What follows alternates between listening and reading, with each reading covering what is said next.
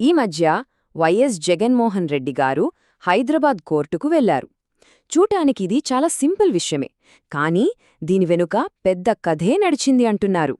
So ఈరోజు విశ్లేషణలో అసలు ఏం జరిగిందో లోతుగా చూద్దాం. అయితే ఇక్కడ మన ముందున్న అసలు ప్రశ్న ఒక్కటే, ఇది కేవలం ఒక మామూలు కోర్టు హాజరా, లేకపోతే దీని వెనుక ఏదైనా పెద్ద రాజకీయ వ్యూహముందా? ఈ విశ్లేషణలో మనం తేల్చుకోవలసిందే ఇదే. సరే, ముందుగా బేసిక్స్ చూద్దాం. అసలు ఏం జరిగింది? జగన్మోహన్ రెడ్డి గారు తన యూరప్ ట్రిప్ ముగించుకుని రాగానే కోర్టుకు అటెండ్ అయ్యారు. అయితే ఇది కొత్తగా పెట్టిన కేసేమీ కాదు, కొత్త విచారణ కూడా కాదు. జస్ట్ ఒక రొటీన్ ప్రొసీజర్ అంతే.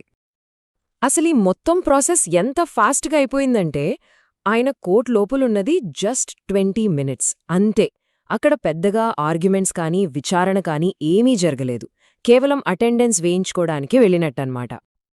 ఇక కోర్టు లోపల జడ్జిగారడిగారు, మీరేమైనా చెప్పాలనుకుంటున్నారా అని. దానికాయన సింపుల్గా అవసరం లేదు అని చెప్పేశారు. చూసారా, ఆ ఒక్క మాటతోనే ఇది ఎంత రొటీన్ ఫార్మాలిటీనో మనకు క్లియర్గా అర్థమైపోతుంది. ఓకే, ఇప్పటివరకు అంతా నార్మల్గానే ఉంది కదా. మరిప్పుడు అసలు మ్యాటర్లోకొద్దాం.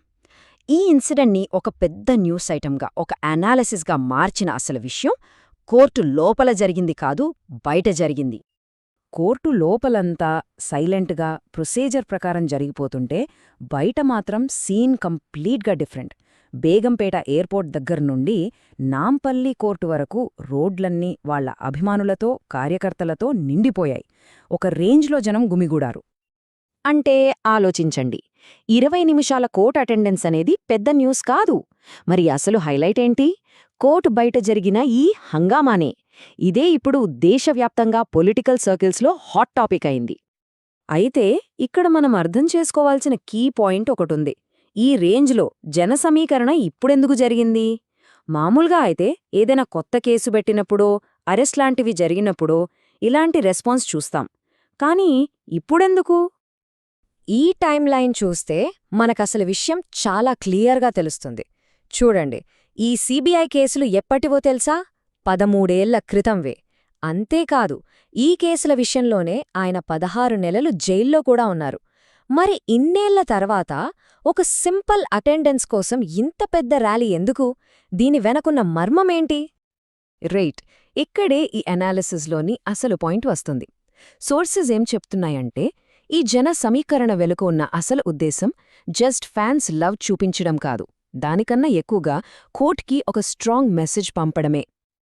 అసలు ఈ పొలిటికల్ షో ఆఫ్ ఫోర్స్ అంటే, రాజకీయ శక్తి ప్రదర్శన అంటే ఏంటో సింపుల్గా చూద్దాం. ఇదేంటంటే, ఒక టార్గెట్ని దృష్టిలో పెట్టుకుని వాళ్ల డెసిషన్స్ని ఇన్ఫ్లుయెన్స్ చేయడానికి మన బలాన్ని, మనకున్న జనాల సపోర్ట్ని చూపించడమన్నమాట. ఇదొక స్ట్రాటజిక్ మూవ్. సో ఈ సోర్సెస్ ప్రకారం ఈ ర్యాలీ ద్వారా కోర్టుకు పంపాలనుకున్న మెసేజ్ చాలా క్లియర్గా ఉందట. ఫస్ట్ పాయింట్, మీరు జగన్ గారిని మాటిమాటికి కోర్టుకు పిలిస్తే ఇలాగే వేలల్లో జనం వస్తారు. సెకండ్ పాయింట్, ఇలా జనం వస్తే లా అండ్ ఆర్డర్ ప్రాబ్లమ్స్ రావచ్చు. సో ది అల్టిమేట్ గోల్ ఏంటంటే, కోర్టుకు తరచుగా హాజరయ్యే అవసరాన్ని తగ్గించుకోవడమే అని ఈ విశ్లేషణ అంటోంది. మరి ఇంతమంది జనం అనుకోకుండా వచ్చేశారా? సోర్సెస్ ప్రకారం అస్సలు కాదట. దీని వెనుక ఒక పక్కా ప్లానింగ్ ఉంది. పార్టీ సెంట్రల్ ఆఫీస్ నుండే క్లియర్ ఇన్స్ట్రక్షన్స్ వెళ్లాయంటున్నారు. ఆ ఇన్స్ట్రక్షన్స్ కూడా చాలా స్పెసిఫిక్గా ఉన్నాయట. ఫస్ట్, హైదరాబాద్లో ఉన్న సపోర్టర్స్ లిస్ట్ రెడీ చేయడం. తర్వాత ప్రతి పార్టీ ఇన్ఛార్జికి టాస్కులివ్వడం.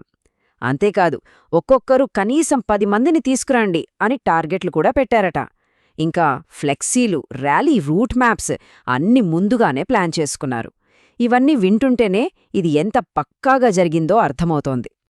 ఫైనల్గా ఈ అనాలిసిస్ ఈ మొత్తం ఎపిసోడ్ని ఎలా ముగించిందంటే, ఇది డ్రామాటిక్, సినిమాటిక్, ఇంకా కంప్లీట్గా ప్రీప్లాన్డ్.